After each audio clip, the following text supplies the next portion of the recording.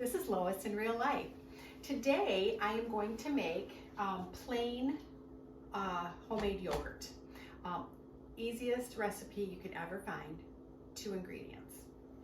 So the first ingredient is soy milk. Now I have found soy milk's the only milk that works. This has done really well, and so does the Eden soy. I've used both. I just buy this at the store, so I buy this at Walmart, and so it just seems to do the best. I get the plain. I've never tried the others, so I don't know if like the vanillas would work or not, but I just know that the plain works really well, and because I use it for multiple things, I always use the plain. So anyways, it's going to take a whole 64 fluid ounces. So I just pour that right in my Instant Pot, and it's the whole thing. Just pour the whole thing in. Okay. And then I take 6 probiotics, but it's this particular brand, Flora Balance Metagenics probiotic supplement. I've tried others. They work, but they taste funny to me, so it's just my taste buds. So it could be, you know, it would work just fine for you if you have a particular probiotic that you like, but this is the one I use. Okay, and I get it right on Amazon, and I can link it below. And I just take 6 of these, and I dump them right into it. Just I'm not worried about if it gets, you know, in one spot or whatever, because I'm going to take a mixer, a whipper I call it, and I'm going to just whip all that together. Ooh, almost dropped that in there. Okay, that's 5 and 6. Okay, so this is the whipper I have. It has a low, medium, and high. I start on low, right in the center, because what that does, it gives it kind of like a vortex. I can't really show you. I don't have cool equipment to kind of do different shots, but it does like a vortex, and I just make sure to get that going. And what that does is that draws it down into it, and then I turn it up to a medium, and I get it going. I don't know if I can really show it to you. Yeah, I don't think it shows it without me dumping it. So I just get it put in the middle, and I keep it down low, because when you start bringing it up high, just like I just did, it makes bubbles. It's not a big deal if there's bubbles, but because you'll get some anyways eventually as we turn it up to high. And then I start going around the outside just to make sure everything is incorporated. Okay, so I've done the center, so everything goes down into it really, really well, and then I make sure that the outsides are all incorporated really well, and that's on high. And I turn it back on to medium, put it in the center, and let it do its little swirly thing. And then just make sure everything is really good. Again, now I'm going to do it on the upper part of the milk, around and around. Now this does make some suds, but that are not suds, but bubbles. Okay, so that is it. Okay, so now all I do is I put my lid on. I make sure it's set. Honestly, you don't even have to have this. I can use the other thing just so it doesn't matter if it's sealed or not sealed. And then what I do is I hit yogurt right there, and it defaults to 8 hours. Sorry, my little top line has gone kaplooey. I've used this so much for so many years. And then I just go ahead and I set it to do the plus to 14 hours. I prefer 14 hours. I've just always done it for 14. I started with 8 and then added to it, and just over the time, it just seems like 14 hours seems to be the best. So what you want to do is let it set for 14 hours, and then we'll come back and we'll go to the next step. Good morning. Okay, so day 2, the yogurt was made last night. I usually cook mine about 14 hours in the Instant Pot, and it works really well. And so we're going to show you what it looks like the next morning. So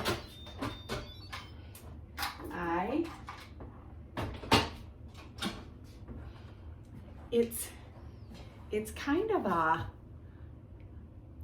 it's thinner than I like it, which is fine because, I mean, if you like it thinner, just drain off a little bit and you're good. I like it really thick, almost like a really thick Greek yogurt. So what I do is I have right here, I have a bowl, and you could do it over a sink as long as you have some. This just fits my strainer really well. This is the strainer I use, and then I use a cheesecloth. And so I put that, and then I just dump it in there, slowly, because it will splatter. Okay, so as you can see, it is very thin to me.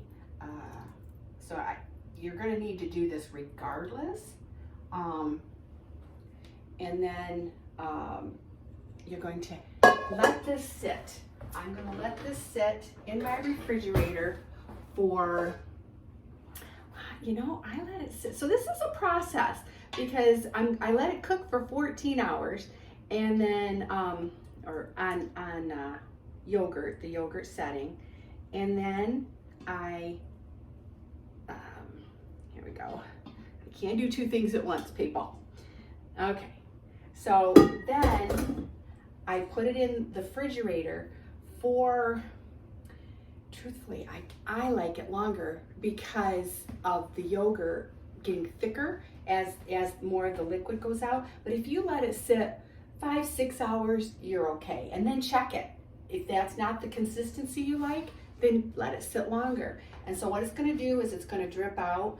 It's already, I mean, I already have quite a bit that's dripped out. I'm gonna just dump it. Now I do, because I let mine sit longer than the typical 6 hours. A lot of times I let it sit overnight, or all day, and I won't do it until, finish the process until that night or even the next morning. So sometimes I can even, so it doesn't hurt to let it sit for 24 hours in the refrigerator, as long as you have it in the refrigerator. Don't let it sit out on your counter. And we're gonna let this sit I'll let you know how many hours I end up letting it sit, and then we will show you the next process. Real life. So today, well, actually this is the next day after I've made the yogurt. So I'm going to show you the step I do. When I first started making my own yogurt, I didn't do this step, and it was fine. You do not have to blend it, but to me it felt more like kind of like a store-bought yogurt. So what I do is I just go ahead, and if you remember, or you'll see as you see in the prior how much thinner it was. Now look at it, how much thicker it is. It's gotten so thick. And then I just put it in my blender and see it. All of it comes off of there, and then I just clean that off. Then, okay, get that out of the way. And we're just gonna blend it up. It'd be awful if I forgot to put this on. Okay, so I'm just gonna, it does sound awful because it just sounds like it's because it's so thick, but this gets it creamy. So here we go.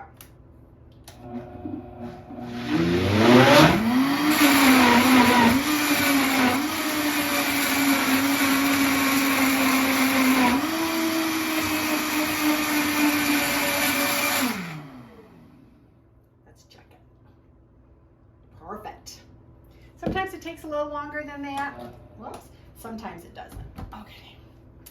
So I just get one of my mason jars. Love my mason jars. Get the creaming on every bit of it. And Y'all know I'm gonna lick all this off later, or my husband. We don't want anything go to waste around here. Okay, so let's just see how creamy and nice it is, real thick.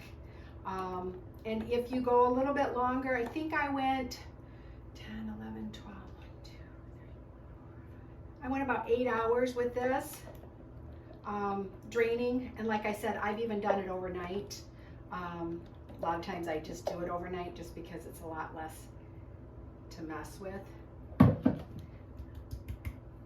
right, so this, and I'll put the rest in another one, but this is your homemade yogurt. You can put fruit, and my husband puts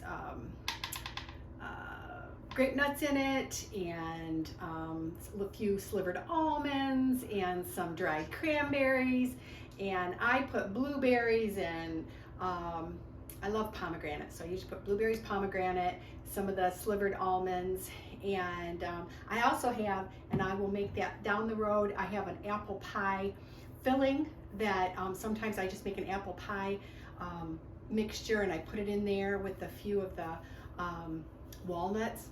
Delicious. So anyways, this is your yogurt. I hope you enjoy it. I hope you have a blessed day. Don't forget, subscribe, like, and share. Have a great one.